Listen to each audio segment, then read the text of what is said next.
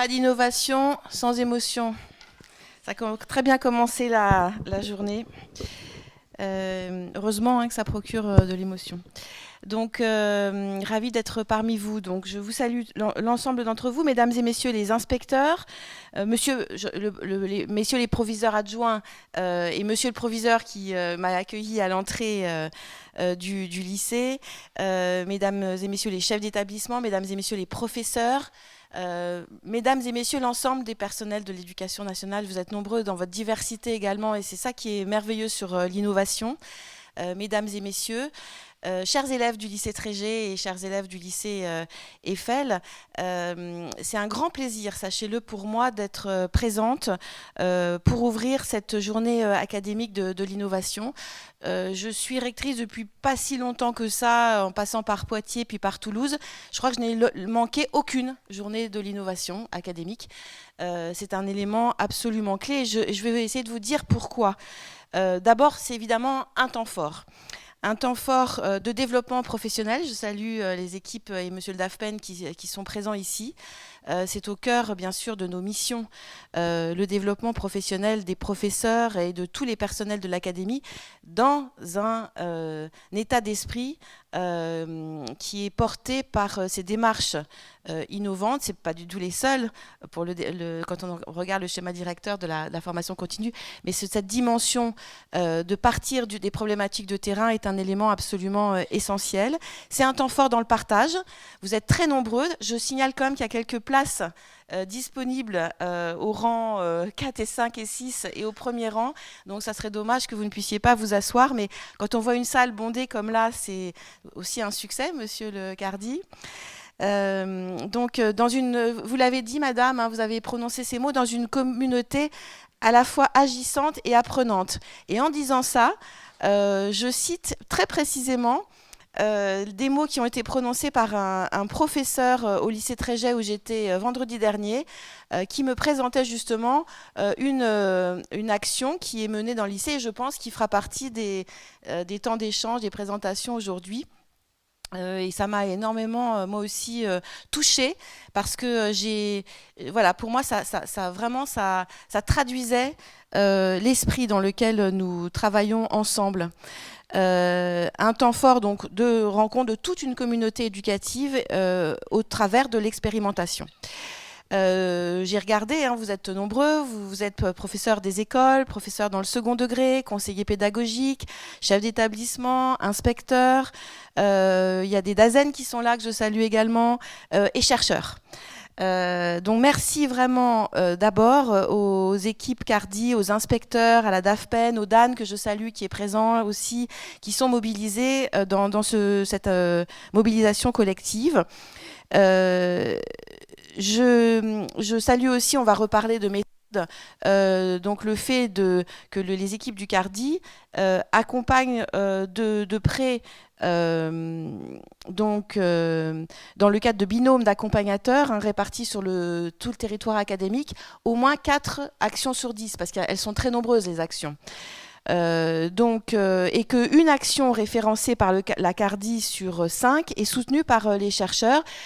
Et d'ailleurs, il y a l'INSPE joue un rôle déterminant et je voudrais remercier les acteurs de l'INSPE qui sont présents ici et au travers eux toute l'équipe de l'INSPE avec qui nous collaborons étroitement et avec qui nous sommes partenaires de l'appel à projets académiques puisque nous allons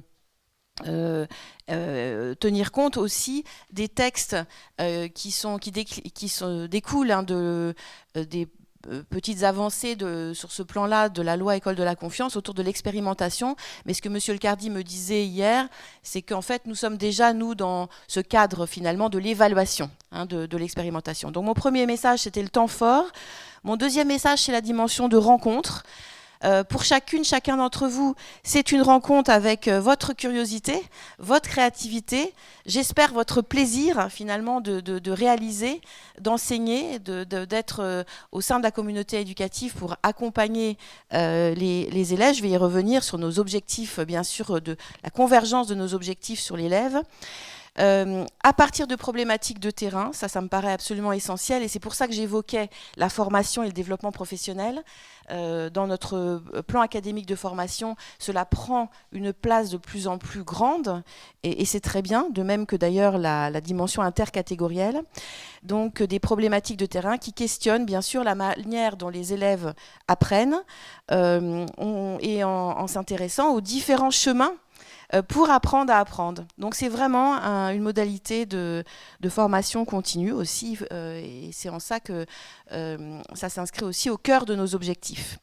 Alors j'espère vraiment, c'est pour ça que je vous parlais du plaisir, que ces démarches que vous réalisez, ce sont des efforts, c'est du temps en plus que vous consacrez, mais j'espère qu'elles contribuent à votre qualité de vie au travail, au travers à la fois de ce plaisir, au travers du développement de votre curiosité, et puis au travers du collectif dans lequel vous vous inscrivez.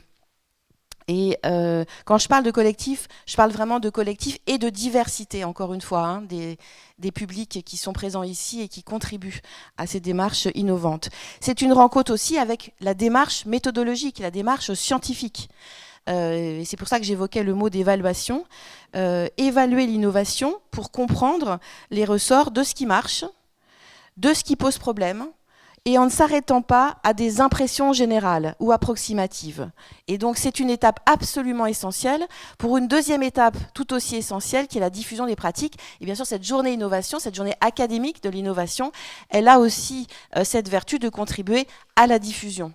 Dans mon parcours professionnel antérieur, on parlait de dissémination virale. Évidemment, quand on est malade, c'est assez embêtant, mais quand on pense à ce qu'est la dissémination virale, ça peut être aussi voilà, un espoir que je formule, en espérant les plus belles avancées que vous allez partager aujourd'hui, elles pourraient être l'objet d'une dissémination virale.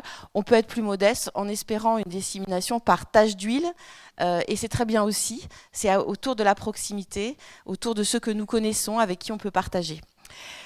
Troisième message, c'est l'objet de la journée académique de l'innovation qui s'intitule Étudier ensemble, et je suis très heureuse que cette thématique générale concerne l'inclusion notamment, grande priorité de notre projet académique et de nos démarches, la dimension d'attention particulière à la difficulté scolaire évidemment, à la diversité et à la différenciation pédagogique, et qu'elle interroge aussi cette journée la notion du bien-être à l'école.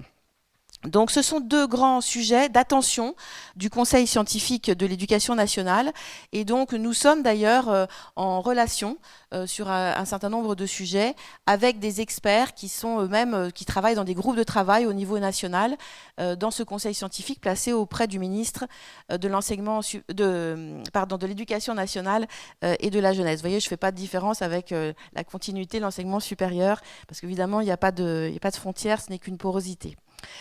Quatrième point, c'est vous remercier, vous saluer vos efforts, puisque l'Académie de Bordeaux est extrêmement dynamique dans l'innovation, expérimentation, dans le premier et dans le second degré. Aujourd'hui, j'ai évoqué le succès de cette journée, plus de 300 inscrits, des conférences, une table ronde, des ateliers, des 40 stands. Je remercie beaucoup les scientifiques qui vont intervenir à distance ou en présentiel, donc et de nous donner du temps. J'en salue un premier rang pour nous aider, nous appuyer, nous faire prendre de la hauteur. J'ai déjà remercié tous les chercheurs qui travaillent avec nous autour de l'ESPE ou plus largement hein, dans les universités partenaires. Nous avons besoin de vous, c'est mon message. Donc il y a beaucoup d'expérimentation, il faut qu'il y ait autant d'évaluation, autant d'accompagnement, et c'est vrai que nous on peut se démultiplier, mais tout seul on ne fait pas d'innovation. Je salue aussi la diversité des thèmes, la diversité des approches. Par exemple, vous travaillez sur des logiques de territoire qui interrogent notamment l'éducation au développement durable. C'est un thème qui est cher hein, à l'Académie, vous le savez, et aux élèves d'ailleurs en premier lieu. et à toute à la société dans son ensemble, mais vous interrogez aussi la laïcité, vous interrogez la culture, vous interrogez l'organisation du temps, vous interrogez les formes scolaires, les espaces au service des apprentissages. Vous convoquez des notions issues des sciences cognitives, des didactiques, des disciplines.